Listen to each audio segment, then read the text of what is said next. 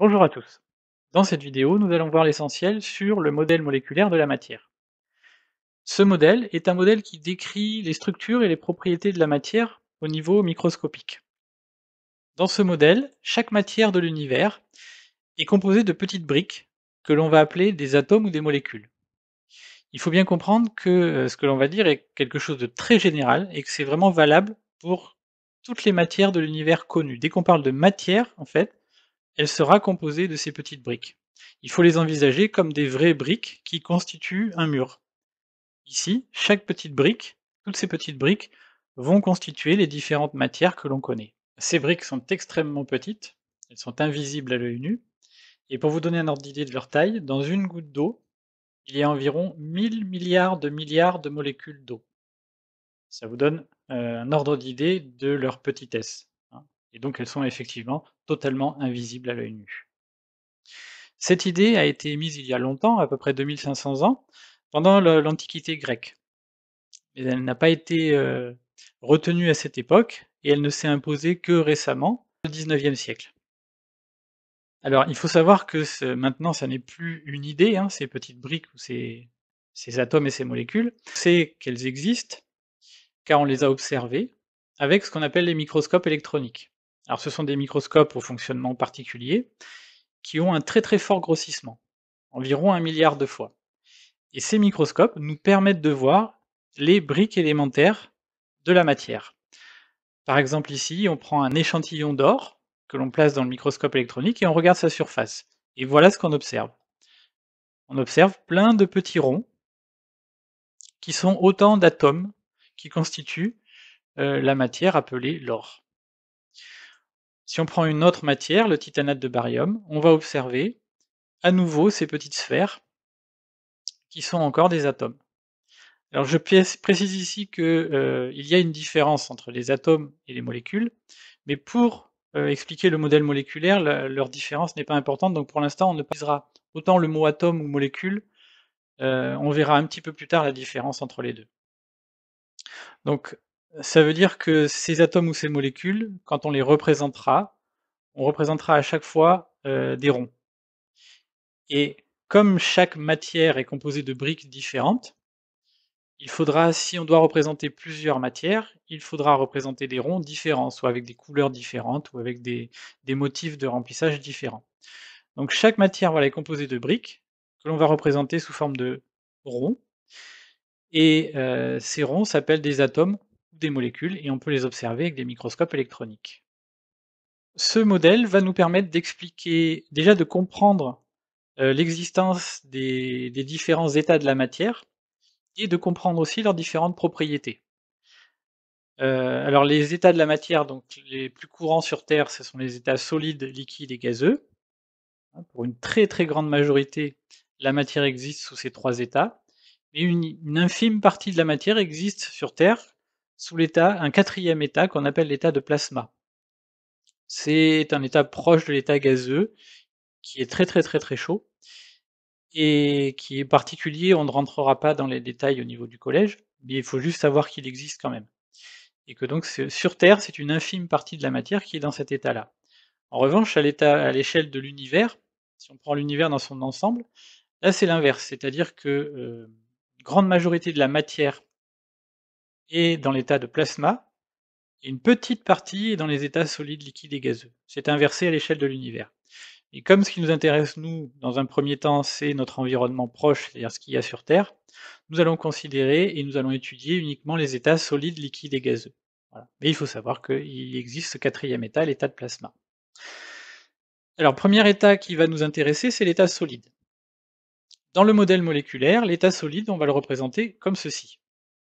Nous retrouvons les ronds, qui vont représenter les briques de la matière, atomes ou molécules, et dans l'état solide, ces briques vont être réparties, disposées d'une certaine manière. Les molécules vont donc être serrées.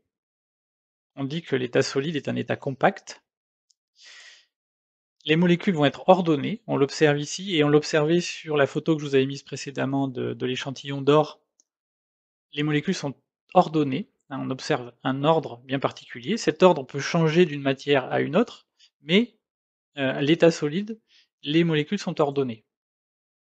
Les molécules sont liées, c'est-à-dire qu'il y a un lien fort entre elles qui fait qu'elles ne se déplacent pas et en revanche, si elles ne se déplacent pas, elles vibrent sur place. Elles vibrent autour d'une position d'équilibre. Donc si on doit représenter, un échantillon d'état solide, ça va ressembler à ceci. Donc au niveau microscopique, on verra les atomes, voilà, qui vibrent sur place et ça nous explique une des propriétés de l'état solide, qui est qu'il a une forme propre. Si l'état solide a une forme propre, c'est parce qu'on vient de le voir, ces briques élémentaires, ces atomes ou ces molécules, sont liés entre eux. Ce qui fait qu'il va conserver une forme et on peut placer un solide dans un verre et le renverser, il va conserver sa forme. Quand on voudra représenter l'état solide sur un schéma, voilà comment on le représentera, hein, on se simplifiera la vie, on mettra donc les ronds. Alors faites attention toujours s'il y a plusieurs types de matières, il faudra les distinguer en mettant des couleurs ou des motifs de remplissage.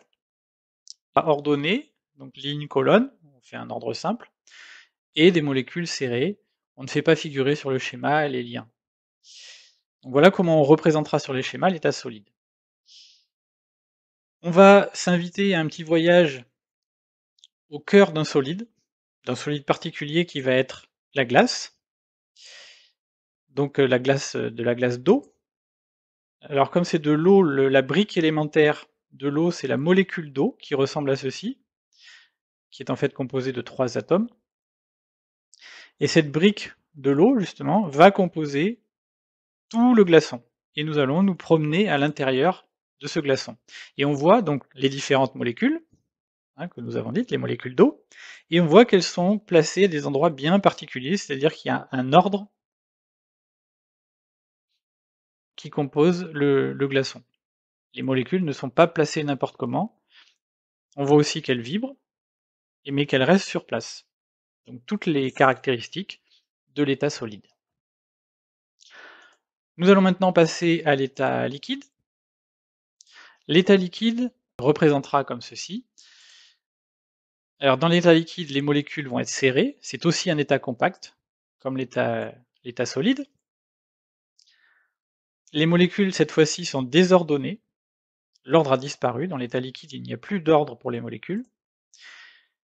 Les molécules sont libres, c'est-à-dire qu'elles ne vont pas rester à une place particulière, elles ne sont pas attachées à leurs voisines, elles vont pouvoir se déplacer et changer de voisine. Et elles vont se déplacer, elles vont rouler un peu les unes sur les autres. L'image la plus facile à visualiser pour l'état liquide, c'est un sac de billes. Cette représentation de l'état liquide va nous permettre de comprendre une des propriétés fondamentales de l'état liquide qui nous permet justement de reconnaître l'état liquide, à savoir qu'il n'a pas de forme propre, il prend la forme du récipient. Et cette propriété vient du fait que les molécules sont libres et qu'elles se déplacent un petit peu. Donc elles vont effectivement pouvoir prendre la forme du récipient. Et quand on renverse ce récipient, les molécules qui se déplacent et qui sont surtout ne sont pas attachées les unes aux autres, ne vont pas conserver une forme, contrairement à l'état solide. Quand on renverse un liquide, il s'étale. Voilà. Il n'a pas de forme propre, et cette propriété vient du fait que les atomes ou les molécules ne sont pas liés entre eux.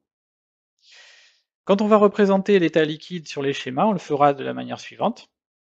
Donc, comme pour l'état solide, on va représenter les molécules par des ronds, mais cette fois-ci, on ne va pas ordonner les atomes ou les molécules. On va les placer de manière désordonnée, en conservant la propriété quand même de l'état liquide, à savoir qu'il est au fond d'un récipient.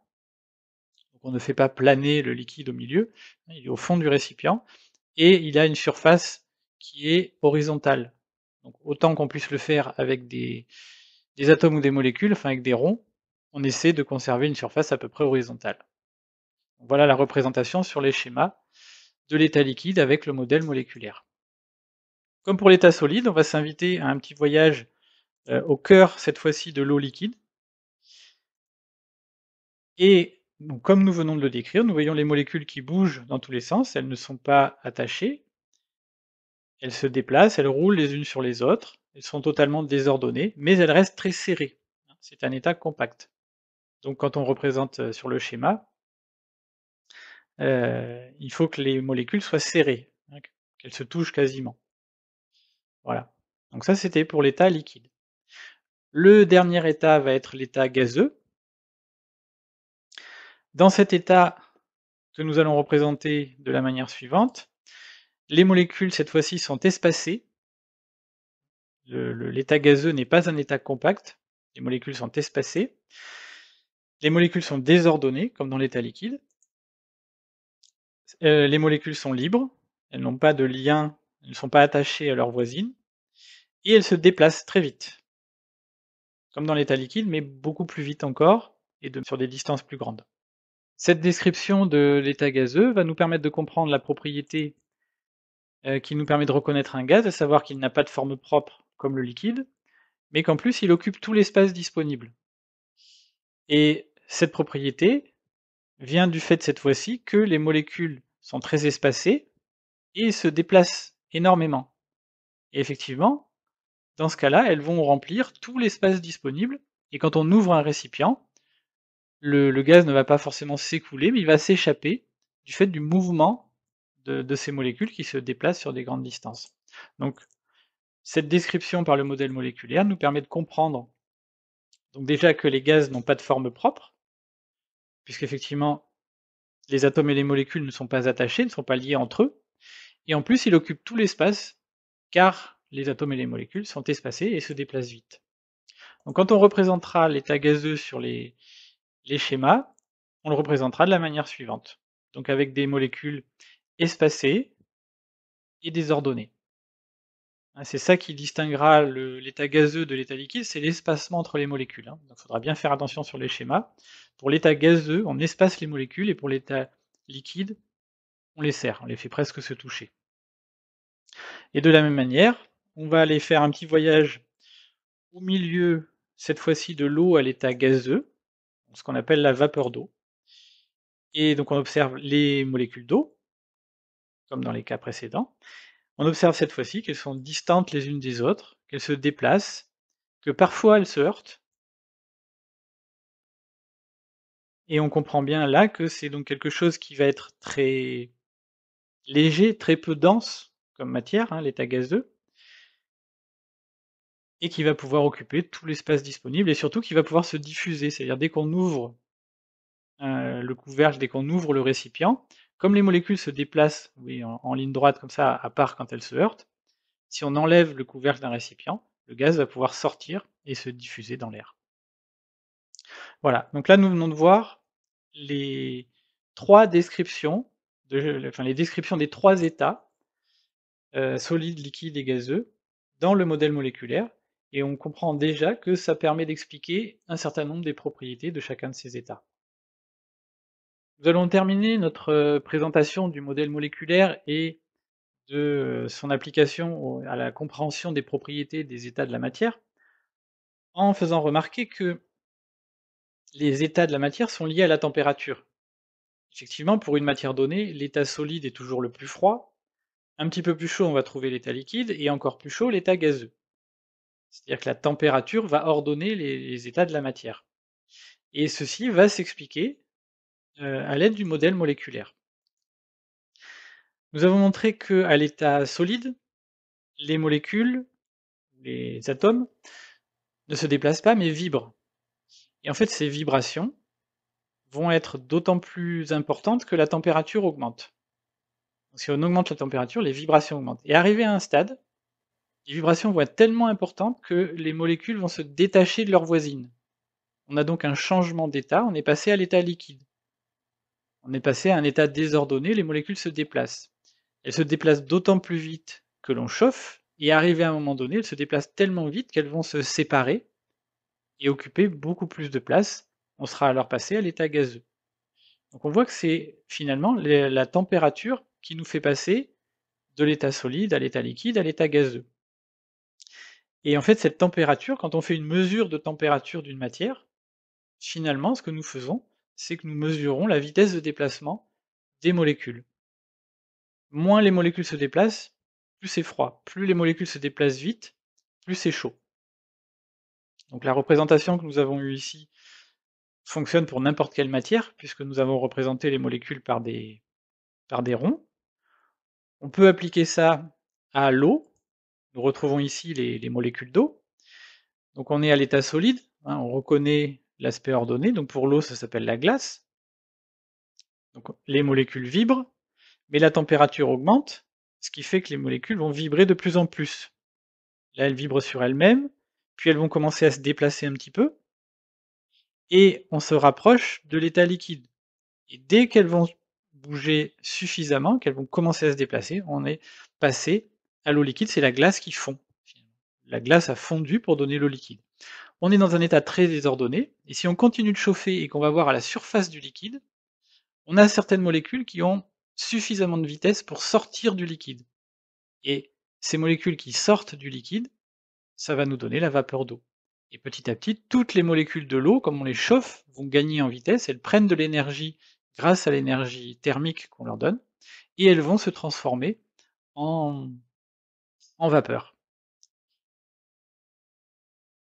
On va résumer ce que nous venons de voir en disant que chauffer une matière, c'est lui donner donc de l'énergie thermique, et cette énergie thermique va être utilisée pour le mouvement de ces molécules.